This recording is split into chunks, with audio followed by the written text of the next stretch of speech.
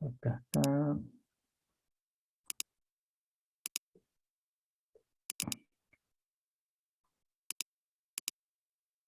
Por favor, el que hizo el Zoom, habilíteme para proyectar. Compañero Quintero.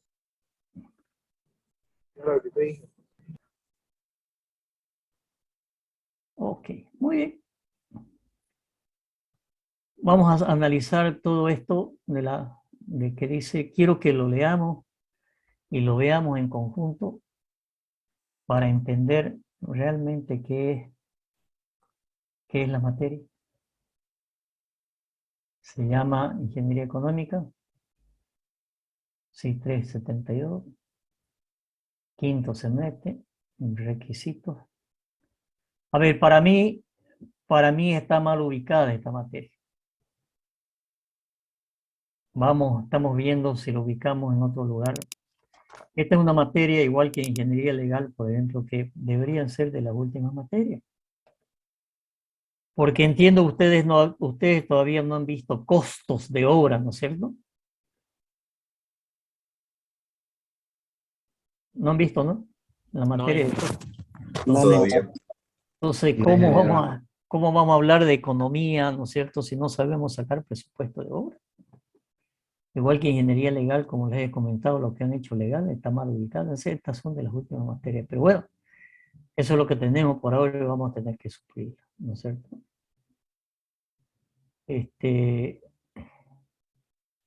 Justificación. Es el mercado laboral del ingeniero en el sector público en general. Existe la obligación de elaborar sus proyectos bajo modelos, formulación de proyectos denominado TESA. ¿Qué significa esto? Sucede que en lo que es obra pública, las inversiones del Estado se realizan a través de que todas las instituciones públicas del Estado tienen que tener un presupuesto. El presupuesto general del Estado, que así se llama, presupuesto general del Estado, plurinacional. Es un presupuesto que es la suma de todos los presupuestos de las entidades públicas.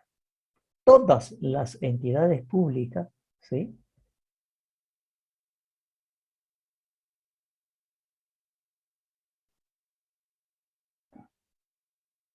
Hacen una pregunta de cómo será el tema de la adición con el tema de la asistencia.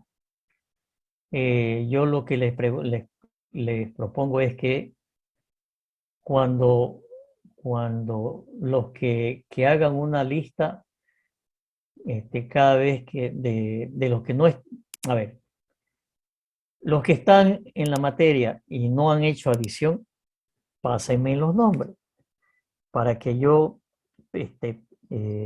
provisionalmente los ponga en la materia, ¿no es cierto? En la lista, ¿ok?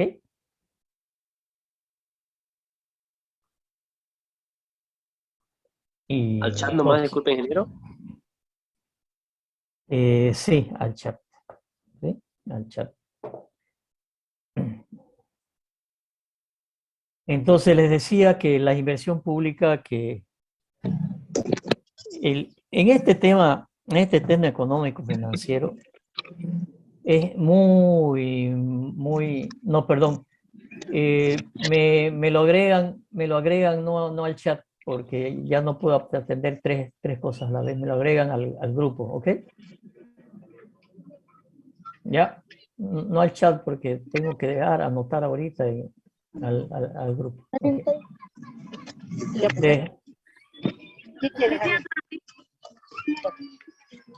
¿Qué hago? ¿Esta hoja quiere que te lo ponga la hoja blanca o no? Para que tenga allá cualquier cosa.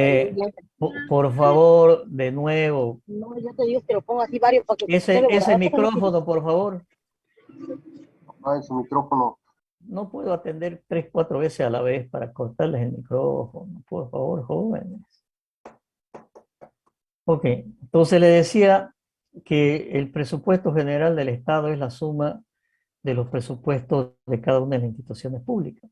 Los presupuestos en las instituciones públicas se generan a partir más o menos del mes de septiembre o octubre para hacer el presupuesto del próximo año. Y por lo tanto, ¿no es cierto?, todo lo que se va a hacer, ¿no es cierto?, está en el presupuesto de cada institución. Quien reúne toda la información es el Ministerio de Economía y Finanzas Públicas, a través de lo que se llama el Viceministerio, el BIFE, Ministerio de Inversión Pública y Financiamiento Externo. Entonces, todos los proyectos, ¿no es cierto?, que se hacen a través de las instituciones públicas, tienen la obligación de hacerlo mediante las normas del sistema de planificación y elaboración de proyectos, que son muchas esas normas. Algunas las vamos a ver. Entonces, si ustedes entran a lo que es el sistema de presupuesto del Estado o el sistema de planificación, ¿no es cierto?, la norma dice en el sector público que la formulación de los proyectos debe ser hecho a través de lo que se llama un TESA, aunque ese TESA hay una norma de hace unos 3, 4 años que ha modificado algo. Y como dice ahí, ¿qué significa? Significa que el TESA son los proyectos que tienen los componentes técnico, económico, social, ambiental, sostenible. Porque además, si se va a hacer una obra, ¿no es cierto?, en una institución pública, llámese la alcaldía, la gobernación, el ministerio, cualquier entidad pública, tiene que hacer primero el estudio. Entonces, en las competencias del ingeniero civil, o en las, y así llamémosle competencia, o áreas que puede trabajar el ingeniero civil, están, aunque les voy a buscar, hay un documento que tengo por ahí que dice los 100 oficios del ingeniero civil, o sea que los oficios del ingeniero civil son muy amplios. Pero en general tenemos las empresas consultoras, que son los que hacen los proyectos y los diseños. Entonces, si se va a hacer una carretera, hay que hacer el diseño. No se puede construir sin plano, ¿no es cierto?, sin proyecto. Entonces, ese proyecto, normalmente la institución pública se lo hace en una gestión y en las siguientes gestiones se hace la construcción. Entonces, no se puede hacer un proyecto sin estudio.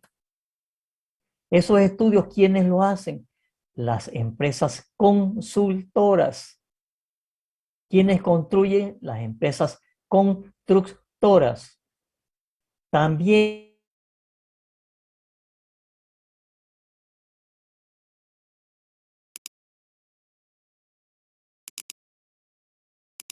un poco más.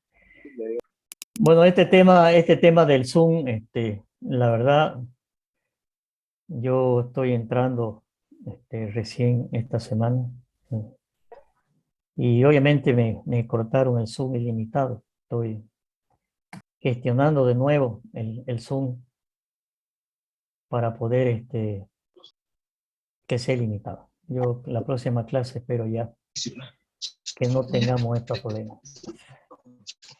Voy a volver a compartir. ¿Me habilita de nuevo, por favor?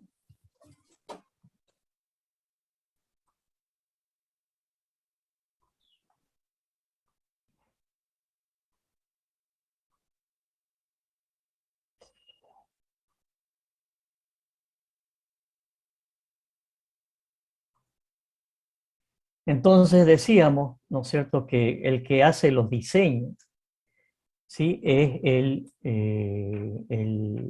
la empresa consultora o consultores individuales. Depende de qué tipo de estudio, ¿no es cierto? Si es un estudio que necesita de un equipo multidisciplinario, ¿no es cierto?, una carretera, bueno, está el de pavimento, el especialista en manejar el software de topografía, el Civil 3D o el que sea, el especialista en mecánica, el especialista en diseño geométrico. Una cosa el diseño geométrico que ve el tema del trazado, de las curvas. Otro es el que calcula el paquete estructural, ¿no es cierto? Entonces, son muchos profesionales que intervienen, ¿sí? Y en ese caso es una empresa consultora. Y así como se licitan las obras, ¿no es cierto? También se licitan las consultorías. Y cuando se hace la construcción, además, ¿no es cierto? Se necesita que exista una supervisión. La norma exige que exista una supervisión. ¿Quiénes hacen la supervisión? La supervisión también la hacen las empresas consultoras. Entonces, ¿quién hace este TESA? Este TESA, ¿no es cierto?, lo hacen las empresas consultoras, o si es un proyecto que puede ser hecho por un profesor, por ejemplo, el cálculo de un puente, solamente la estructura o algunos proyectos, y eso se llaman consultorías unipersonales, que ustedes las van a poder hacer como ingeniero unipersonal. No necesitan tener empresa. Muchos de los proyectos que se hacen en el sector público son proyectos que son financiados por organismos internacionales. Esos organismos internacionales exigen que sea un proyecto, ¿no es cierto?, que sea rentable, económica, social y ambientalmente. Y también tienen sus normas, ¿sí? Por lo tanto, de eso se trata esta materia, de que hay que estudiar los proyectos. ¿Por qué? Porque están dentro de un plan de, llamémoslo, de una planificación. Todas las empresas, todas las entidades públicas tienen, ¿no es cierto?, la necesidad obligados de tener una planificación a corto, mediano y largo plazo. No es que todos los años se les ocurra, ¿no es cierto?, hacer, este año vamos a hacer este año, no, señor. Hay una planificación, por ejemplo, planificación del sector transporte. Este año vamos a hacer esta carretera, este año vamos a hacer este estudio, hay una planificación a corto, mediano y largo plazo. Entonces vamos a ver más adelante cómo, ¿no es cierto?, se establece esa secuencia de lo que es una planificación global, una planificación a corto plazo, un programa de puentes, por ejemplo, pero que está dentro de una planificación. Y después vienen los proyectos. Entonces, está la planificación. Además, cada institución pública en los niveles de los tres niveles de gobierno, el gobierno central. El gobierno central tiene un plan nacional de desarrollo. Ese plan nacional de desarrollo, ¿no es cierto?, es un plan que se fija el gobierno de turno que entra. Y los planes de desarrollo departamentales, de alguna manera, tienen que estar en consonancia con el Plan Nacional de Desarrollo. Y los planes de desarrollo municipales tienen que estar coincidentes con ambos. Entonces, como les decía, muchos proyectos están con créditos, que vamos a hablar bastante de ellos, de financiamiento externo. Entonces, deben cumplir las normas que se establecen en el sector público del Ministerio de Planificación y el Viceministerio de Inversión Pública y Financiamiento Externo, que son muchas normas. Y de eso habla este TESA, ¿no es cierto?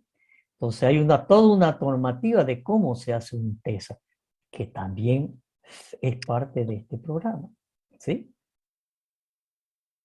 Por eso acá dice, ¿no es cierto? A ver, algo más, una gran recomendación. Yo les voy a dar recomendaciones, las toman o las dejan. No me voy a preocupar si vieron o no vieron, son solamente recomendaciones, con el objeto de conocer mejor la materia con el objeto de que ustedes el día de mañana sean mejores ingenieros. La recomendación es que ustedes, jóvenes, empiecen a leer sobre economía. Fácil. Tienen el internet a la mano, ¿no es cierto? Hay varios programas, incluso en la tele. Vean noticioso, pero no vean fútbol, ¿no es cierto? No vean farándula, busquen noticioso donde está la realidad nacional. Tampoco meterse, ¿no es cierto?, en todo el tema de la política, digamos, ¿no es cierto? Temas de desarrollo, temas de planificación, busquen temas de eso, lo van a encontrar en internet, empiecen a leer. Empiecen desde ahora a conocer la realidad nacional. Y no lleguen mañana, ¿no es cierto? Y digan, ups, ¿y esto qué es? Digamos, ¿dónde estoy? Creí que estaba en otro país. ¿Sí? Entonces, no sé si son los martes, los miércoles, que creo que no sale en internet, pero antes martes o miércoles salía todo un adendo en el periódico, el Deber salía temas económicos, temas financieros, ¿sí? Si yo les pregunto cuánto invierte el sector privado en el país cada año, cuánto invierte el sector privado, el público, ¿no es cierto? Y además deben meterse en los temas de mañana ustedes. Oye, ¿cuánto de fierro se consume en el país? ¿Cuánto de cemento se consume en el país? Son cosas que vayan viéndolas desde ahora. Recomendación. Cada uno sabrá si quiere el día de mañana, ¿no es cierto?, estar en el ámbito, porque no es la ingeniería, muchas veces la pensamos, ¿no es cierto?, que solamente QL cuadrado sobre 8, digamos, ¿no es cierto?, que es cálculo. Y no hay mayor error que ese. El día de mañana le va a tocar desempeñarse en funciones que no tienen nada que ver con un cálculo y que es tan amplia la ingeniería como es la planificación. La planificación de qué, del sector, la planificación del transporte. Yo he tenido la suerte de pasar por casi todas las áreas de estructura, de hidráulica sanitaria, carretera, represas, planificación del transporte. Este tema de evaluación económica financiera, la parte legal. Por lo tanto, también si ustedes tienen consulta, ¿no es cierto?, háganla. Yo voy a tratar de... Sí, adelante. Esta materia tiene muchas cosas en común con ingeniería legal, ¿no? Por supuesto que sí. Por supuesto que sí. Incluso en el programa está el tema de las normas de contratación. En este programa que me han pasado, y obviamente yo lo he escuchado mucho al ingeniero Juan Pablo Paz, ¿no es cierto?, de que él da también parte de la parte de ingeniería legal. Yo no, esa parte no la voy a dar, ¿no es cierto? Quizás a nivel de consulta, dice, bueno, este capítulo, ¿qué dudas les queda, digamos, ¿no es cierto? Podemos repasar algunas cosas, pero no podemos duplicar, sobre todo que la materia es larga y no hay mucho tiempo. Entonces, pero sí lo vamos a mencionar y si ustedes, bueno, el tema es que muchos de esos temas hay algunos que no han hecho ingeniería legal todavía. Pero ese tema, si nos falta tiempo, lo pasaremos muy rápido porque está en ingeniería legal y creo que el contexto que se le da a ingeniería legal está bastante completo. De todas maneras, lo voy a analizar en su momento, lo que hay en el programa y lo que se da en ingeniería. Pero sí, fundamentalmente, su apreciación es correcta. Tiene mucho que ver con... ¿Por qué? Porque es el proyecto, pues, ¿no? Y después viene la construcción, y la construcción tiene que ser con las normas del Decreto Supremo 181, documentos básicos, sobre todo lo que es ingeniería legal, que creo que cubrimos bastante el espacio. Entonces, decía que hay muchas normas que además cuando es unas obras o estudios con los mismos estudios, ¿no es cierto? Hay muchos estudios que financian los organismos internacionales, de los cuales vamos a hablar enseguida. Y por lo tanto, se exige el cumplimiento del TESA, que tiene que, repito nuevamente, técnico, económico, social y ambiental. ¿Sí? ¿Y qué pasa con el sector privado? Bueno, lo mismo, ¿no es cierto? El sector privado, ¿qué es lo que hace? ¿No es cierto? Si alguien quiere hacer una fábrica de zapatos, ¿qué es lo que tiene que hacer? Estudiar la factibilidad si la fábrica de zapatos, ¿no es cierto?, es un proyecto rentable, que es un proyecto, ¿no es cierto?, que va a ser de alguna manera, no es cuestión, hago una fábrica de zapatos y después no vendo un zapato. Y aquí una anécdota, alguien quería hacer una fábrica de zapatos y dice, bueno, a ver, ¿dónde hago una fábrica de zapatos? Voy a ir a ver dónde la gente necesita más zapatos. Y manda un propio a unos países muy pobres de África. Y dice, el técnico dice, oiga jefe, espectacular una fábrica de zapatos. Hay mucha gente, ¿no es cierto?, que anda descalzo. Manda otro y el otro dice, oiga jefe, ¿no es cierto? Hay mucha gente que anda sin zapatos, pero nadie le va a comprar un zapato porque no tienen para comprarlo. Fíjense los dos. Entonces, para eso es que se hace el estudio económico de evaluación técnico-económico-financiero de un proyecto. ¿Y cómo se hace? Bueno, hay toda una normativa, toda una normativa para hacer el proyecto. Hoy que estamos en un departamento pujante, en un departamento o en una ciudad, si quieren, ¿no es cierto?, que es la ciudad 14ª a nivel internacional que crece más rápido, una ciudad que está cuarto o quinto lugar que crece más rápido en el continente sudamericano. Y que por supuesto vemos cómo crece. Obviamente ustedes ya han nacido, ¿no es cierto?, con pavimento y con el mouse en la mano. Pero yo conocí este pueblo, aldea, pueblo, pueblo. La ciudad se terminaba en la Cañoto, que era el lecho del río. Al otro lado se terminaba en el cementerio Primera Milla, de ahí era selva. Al norte se terminaba en el hospital San Juan de Dios, de ahí era selva. Y al sur se terminaba en el Colegio Nacional Florida. El aeropuerto del Tropillo estaba allá. ¿Sí? Entonces hoy el avance de esta ciudad es acelerado, es un tren que nadie lo va a parar, ¿no es cierto? Y entonces ustedes que ven construcciones, departamentos, oficinas. Entonces, si alguien quiere hacer un emprendimiento, dice, a ver, yo lo que tengo es dinero, un inversionista. ¿Qué quiero hacer?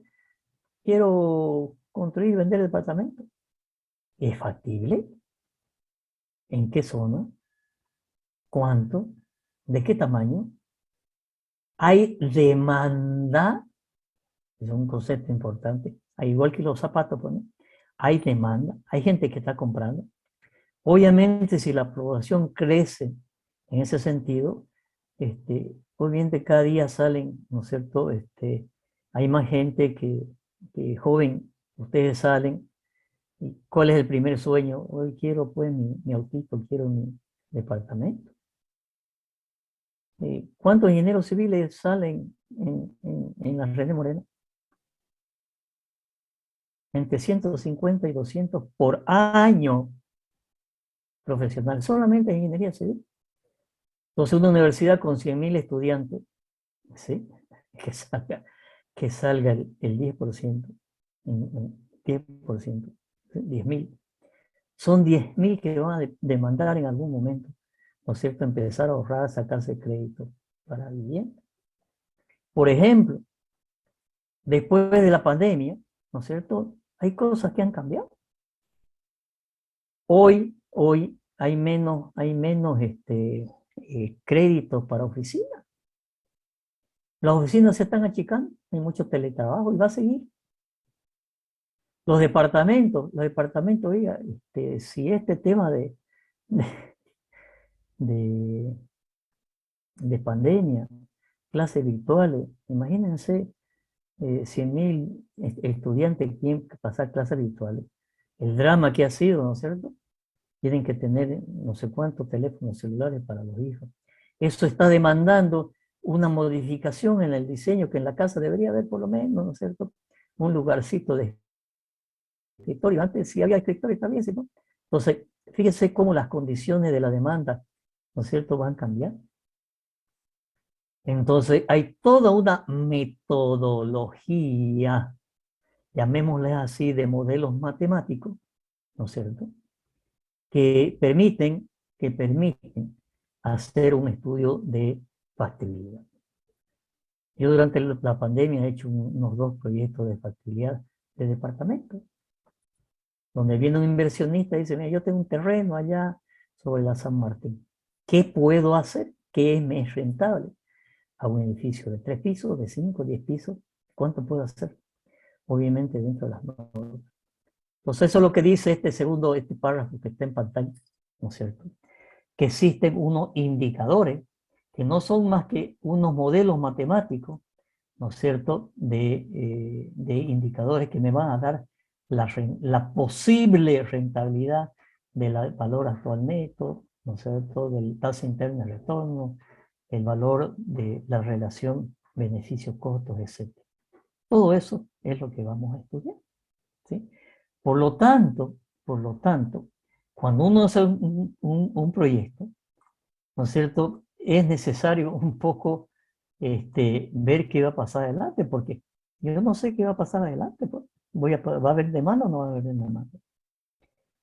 Yo conozco acá un gran edificio, que en su momento había demanda, pero a fines del año 90, ¿no es cierto?, vino una crisis y realmente azotó terriblemente a la inversión. Y ese inversionista, era un edificio de los grandes que hay acá en Santa Cruz, casi quiebran, digamos. Y muchas empresas, incluso profesionales que se dedicaban a construir, porque muchos de ustedes el día de mañana van a ser yo quiero construir. Ya, mira, aquí tengo un terrenito de mi familia y voy a hacer una casita, ¿no es cierto? La voy a vender. Y sacaron crédito y vino la crisis y después, ¿no es cierto?, no les alcanzaba para pagar el banco.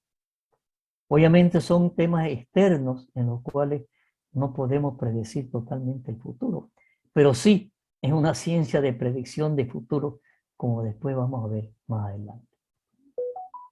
Entonces, fíjense que aquí dice esta materia, contribuye al perfil del egresado en su rol de determinar la factibilidad técnica y viabilidad económica de los proyectos de inversión.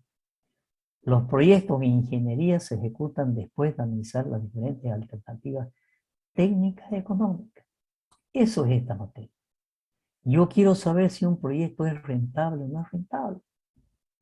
Y aquí quiero hacer una gran diferenciación en lo que es un proyecto de inversión pública y un proyecto de inversión privada.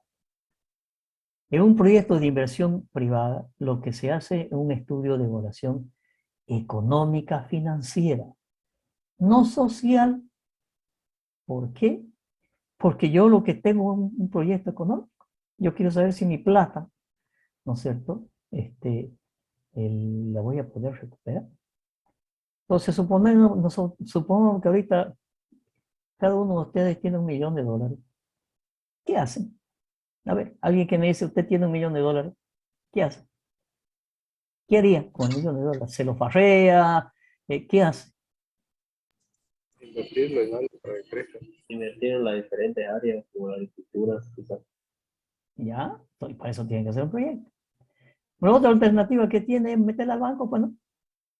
Ya, $1.000.000. ¿Cuánto le va a dar el interés un banco? Hoy las tasas de interés, ¿no es cierto?, que se llama la tasa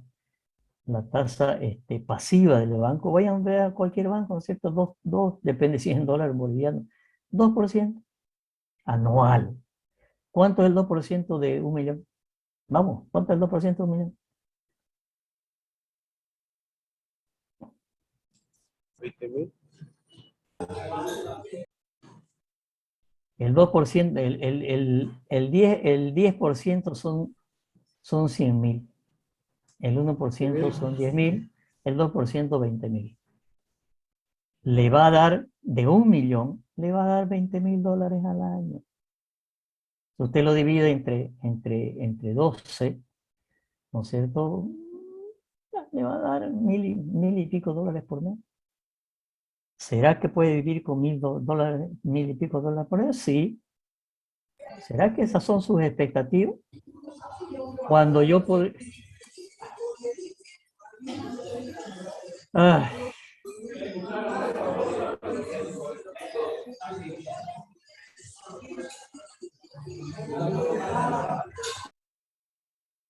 Bueno, jóvenes,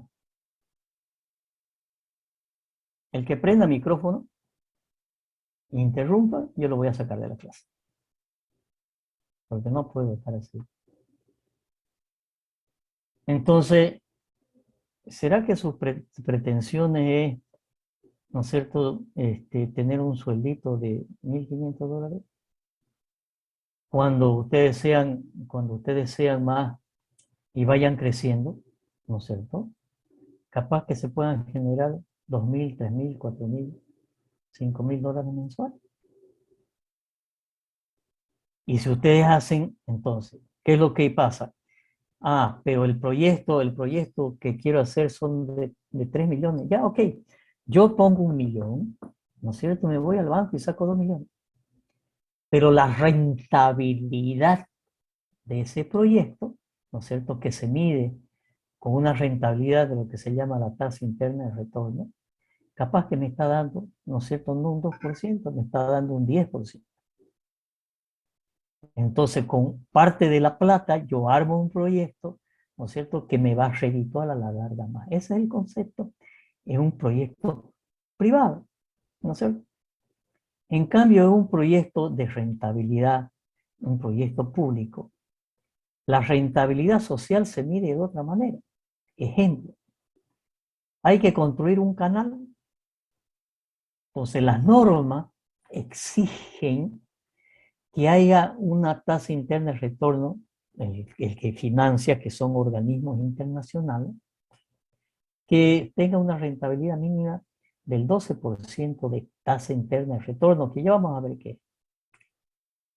¿Por qué? Porque ¿quién me paga el canal? El canal lo paga la institución pública. Pero ¿cómo saco si hay rentabilidad social?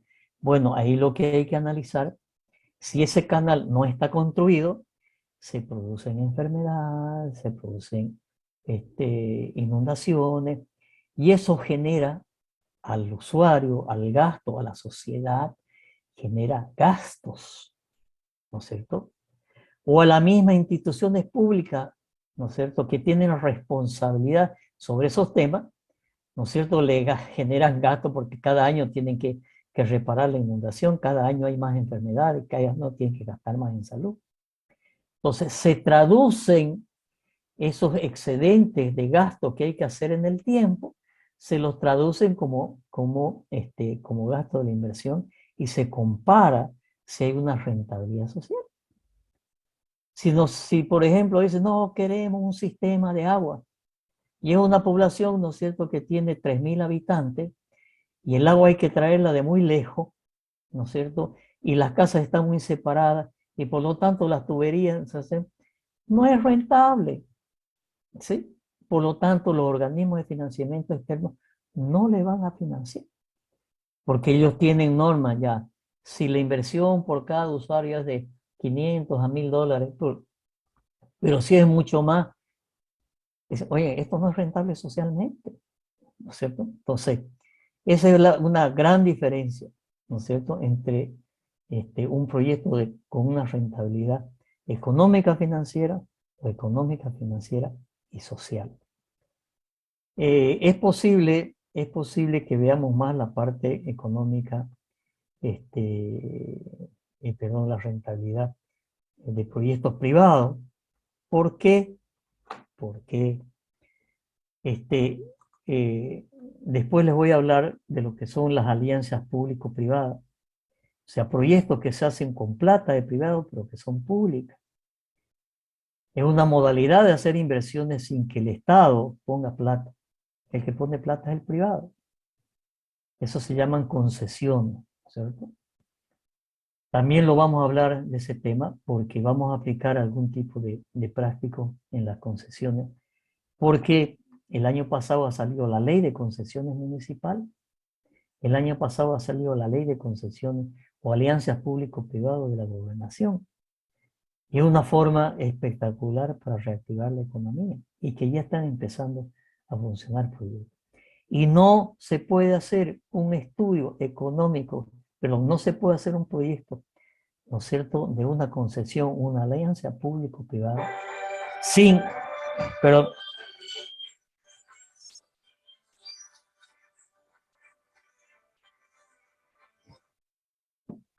no se puede hacer un estudio de una concesión, de una alianza público-privada, si no se hace, ¿qué? Esta materia, evaluación económica, financiera, de rentabilidad del proyecto. Yo les voy a mostrar algunos, en próximas clases les voy a mostrar algunos proyectos, desde pequeño hasta muy grande, proyectos que yo he hecho de rentabilidad social, como puede ser el estadio Tahuichi Aguilera, que se lo quería dar en concesión a una empresa privada, como puede ser todo el proyecto de el ferrocarril desde Puerto Suárez hasta Puerto Bullos. Estamos hablando de proyectos de inversión de 500, 800 millones de dólares. O, oye, ¿será negocio hacer una terminal en, no sé, en Tocomechi? Un privado que ponga una terminal. El año pasado hicimos un estudio para una terminal en Cochabamba, ¿sí? Entonces, por eso le digo que no podemos pensar en proyectos de inversión pública ni privada si no se hace el estudio de factibilidad técnico, económico, social, ambiental. El tema ambiental también es un tema grande, muy grande. Hay una ley de medio ambiente bastante rígida y por lo tanto también se tiene que establecer la rentabilidad. Por ejemplo, por decir algo, un proyecto como el Canal de Panamá hoy no se podría hacer por normas medioambientales, ¿no es cierto? Lo que afectó en su momento el Canal de Panamá, la gente que murió en la construcción, etcétera, etcétera, etcétera, ¿no es cierto? Hoy capaz que no sea factible. Entonces, de eso se trata. Este párrafo último que está en pantalla, ¿no es cierto?, resume, ¿no es cierto?, lo que queremos que se entiendan ustedes, lo que queremos que ustedes aprendan. Ahora, es también cierto que mucha parte del estudio de económico financiero lo hacen los economistas y los financistas. Sin embargo, no es extraño para el ingeniero civil que maneja la matemática aprender la parte económica financiera, porque la matemática de esto es una matemática de un modelo demasiado simple. Entonces, cuando estamos hablando de un proyecto de quiero hacer una terminal, en un estudio, ¿no es cierto?, que es la demanda, eso normalmente lo hace el economista y después el financista hace, ¿no es cierto?, toda la relación económica financiera. Y los ingenieros civiles, ¿qué es lo que aportamos? Con el proyecto de ingeniería, ¿cierto? Con el proyecto de ingeniería. Ahí están los costos. Entonces no es cuestión de hacer un proyecto de ingeniería solamente, sino de hacer alternativas de proyectos de ingeniería. ¿Qué es mejor hacer la carretera de pavimento flexible, más rígido? ¿Qué es más barato? Y ahí entramos en un tema bien interesante de lo que es algo que yo llamo la optimización económica de diseño. Llevo metido unos 8 años en eso, ¿no es cierto? Que les voy a mostrar cómo, ¿no es cierto? Si ustedes quieren calcular una viga, yo le doy una viga para que calcule, a 10 ingenieros y seguro que la van a calcular diferente. No sé si me he cortado. ¿Están escuchando? Sí, Sí, sí, sí. escucha. Ingeniero. Ah, ok. Ujú. Ya creí que se había cortado. Ok, entonces, una viga simplemente apoyada. Yo se lo doy a 10 que calculen. Estoy seguro, y además he hecho la prueba, que me van a tener 10 resultados diferentes. Y muy bien calculado todo.